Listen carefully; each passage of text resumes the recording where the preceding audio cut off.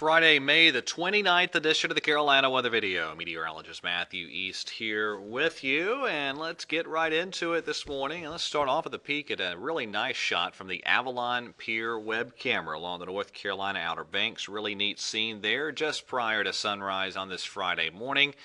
Current conditions there at Kill Devil Hills, 66 degrees, and it is a calm wind. Look at the flag. Pretty much completely showing that indication of a calm wind there this morning. Temperatures yesterday made it up into the 80s across most of North Carolina. It did hit 90 down in Columbia, 79 the high in Asheville and Boone. Specifically around the Triad viewing area, mid to upper 80s, 88 in Mount Airy and Reedsville, 87 the high in Winston-Salem, Lexington, and Burlington. Around the Charlotte area, a lot of upper 80s. It did hit 90 in Wadesboro yesterday, just shy of 90 in Statesville and Salisbury and Lincolnton. So it was a very warm and very humid day, too. Pretty big thunderstorms popped in some spots, too. I'll show you that in just a second. There's your 5:30 temperatures this morning. 56 in Boone, but a lot of upper 60s and mid 60s elsewhere across the region. Humidity values, they are up there again this morning. A lot of us in the 90 to 100% range for those relative humidities, meaning air mass is essentially saturated, and in some instances we're looking at some patchy fog here and there as we're starting this Friday morning. So this was the radar perspectives we went through yesterday afternoon and evening. Around the Triad area, just kind of an isolated coverage of showers and storms, but you did have pretty good coverage there in parts of the mountains and the foothills. And in portions of the Charlotte area, too, you had some pretty decent thunderstorms pop up here and there. The most intense storm really close by was down here in the upstate of South Carolina that moved near the Spartanburg area. That produced several reports of wind damage. Now, this is the rainfall distribution from yesterday, very uneven, but you did see some spots pick up some pretty good rain totals with those slow-moving thunderstorms yesterday, but it was very hit and miss. And then again, there's those wind reports there from the upstate of South Carolina. I'll just highlight those for you very quickly here. You had this report near Cowpens of a tree down, and let's see, I'll grab a couple of these other reports here.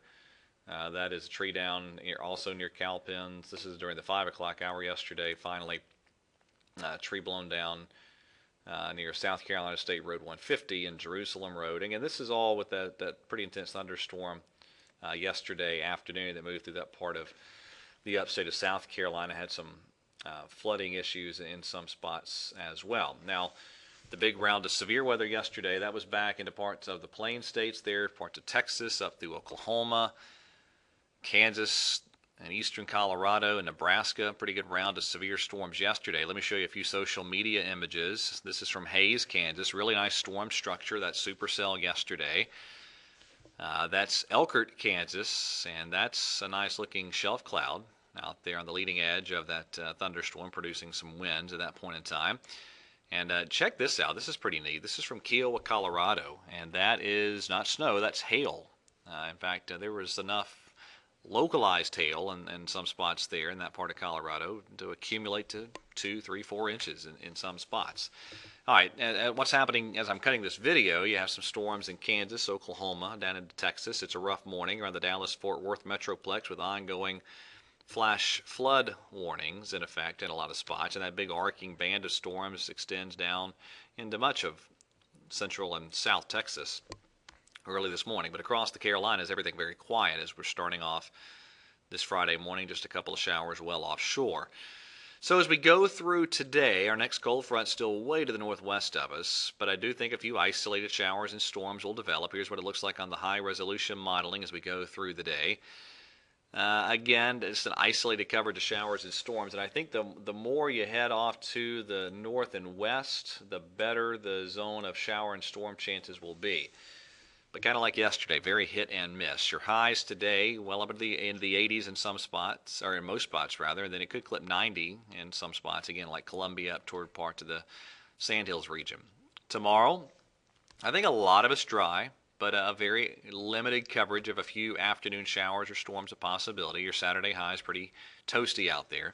We get to Sunday, and a slightly better chance of a few showers or storms begins to push in here as that cold front gets a little closer. Your Sunday highs, again, quite warm. across the region. Now, that frontal boundary will then be our main weather player.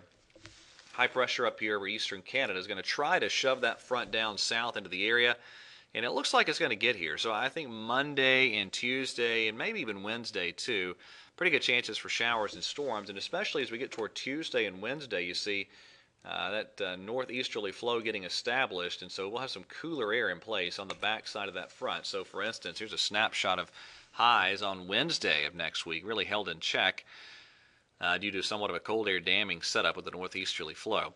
All right, that is it for today's edition of the Carolina Weather Video. Everybody have a wonderful weekend, and God bless.